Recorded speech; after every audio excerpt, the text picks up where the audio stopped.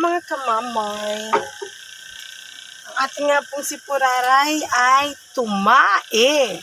At dahil po kami lang dalawa dito kasi walang mga bata pumasok sa school, papakita ko po sa inyo kung paano yung magpapalit ng diaper.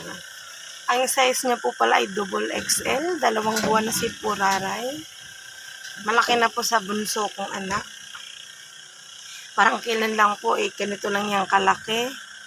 Nakakarga pa po namin kahit nung panganay kong mga anak na babae. Ngayon po, mas mabigat na sa panganay ko na babae. Kapag po yung papalitan ng diaper at tumae, ang gagawin po niyan, kapag nakita po na may diaper na or alam na papalitan siya, ganyan na pong itsura niyan. Tatanggalan po natin siya na pupo. Pants pong pampers ang gamit niya. Nilalagyan po namin ng garter kasi po minsan sa sobrang laki nasabit po sa pako na ray.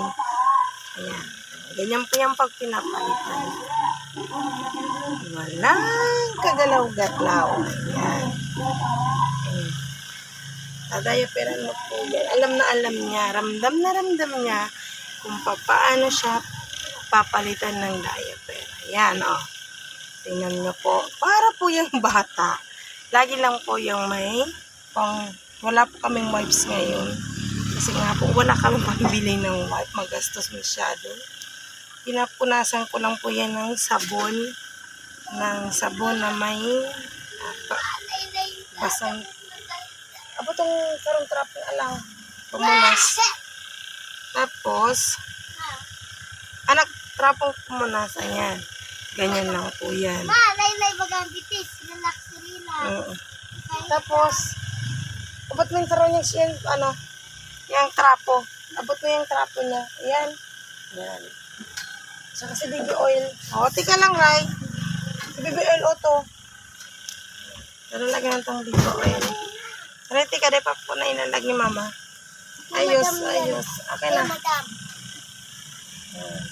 Tatakan po natin nilagyan po namin ng baby oil yan. Ayan. Huwag na.